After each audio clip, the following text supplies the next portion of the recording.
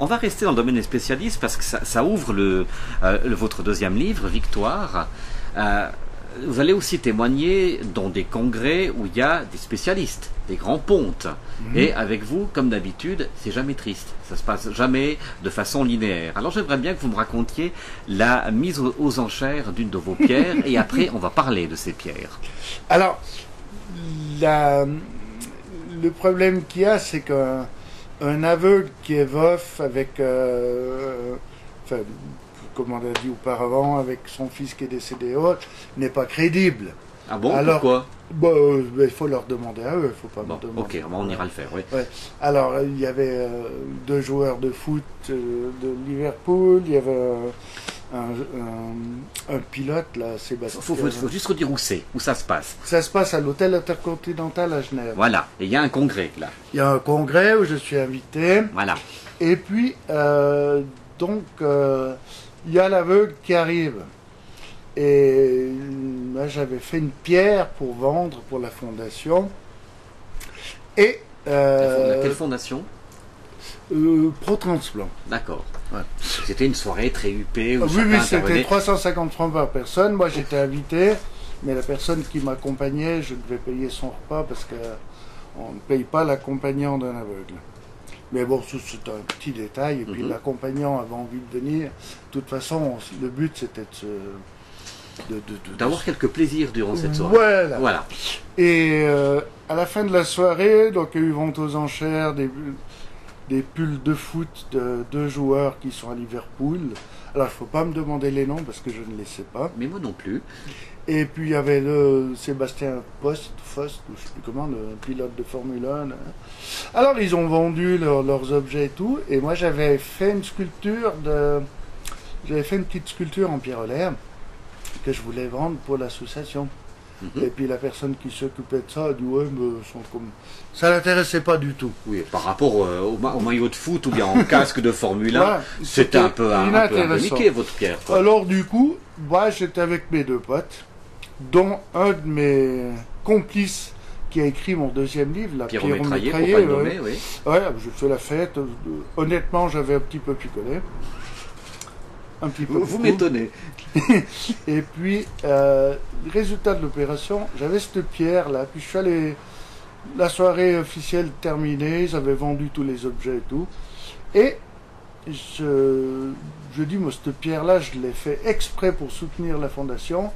Je veux quand même qu'elle soit vendue.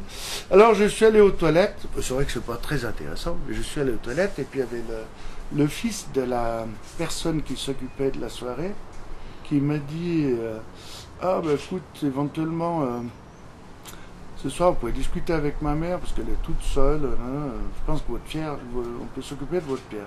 Alors je suis retourné à la table et ma pierre a été mise en vente. Et puis en fait ma pierre a été mise en vente et elle a été vendue, c'est l'objet qui a été vendu le plus cher. Non mais auparavant vous aviez pu parler au micro, on vous a laissé vous exprimer, ce qui n'était pas prévu nécessairement dans le protocole. Ah oui, bon, c'est vrai que j'ai pu parler effectivement.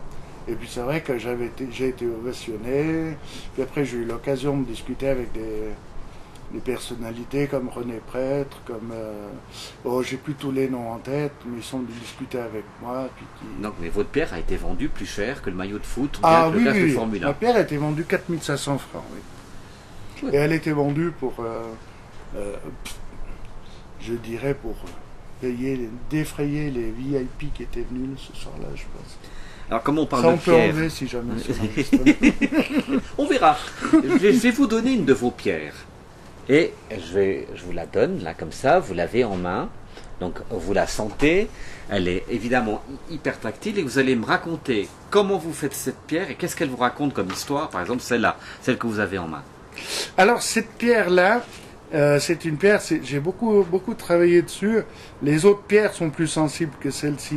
Mais celle-ci, elle a une particularité, c'est que quand je vais dans les écoles et puis que j'explique la vie, où j'explique les différents parcours que l'on peut avoir dans une vie, parce que c'est pas simple d'être aveugle, de perdre sa femme, enfin, ce que je viens de vous raconter avant. Alors cette pierre, j'essaie de faire la même chose. Cette pierre, elle est à l'état brut, elle est comme ça. Donc ça, elle est à brut. Mhm. Après, il y a des endroits où elle est plus ou moins travaillée. Vous arrivez comment à ce résultat? Ah, avec beaucoup de... Sur cette pierre, il y a 500 heures de travail, je pense. Là, si vous voulez l'acheter, je pense que vous n'y arriverez pas. Parce qu'elle n'est pas à vendre, c'est ça? Déjà. Mais il y a peut-être des personnes autour de... Ah. Là, Mais qui peuvent les gens procéder se disent, autrement. ok, vous avez cette pierre-là, et vous la travaillez comment? Pour arriver à ce qu'on Uniquement manuellement. Oui. Donc, je travaille avec des limes, Mhm. et puis autrement, uniquement avec le papier allumé. Ouais. Ouais. Alors, je commence avec du papier à 80, du papier après à 100. Donc, en gros, c'est papier 80, 100, 200, 300, 400, 600, 800, 1000, 1200, 1600, 1800, 2000, 2200, 2500. Et qu'est-ce que ça vous apporte de faire ces pierres? Alors, ça permet de laisser aller certaines de mes émotions.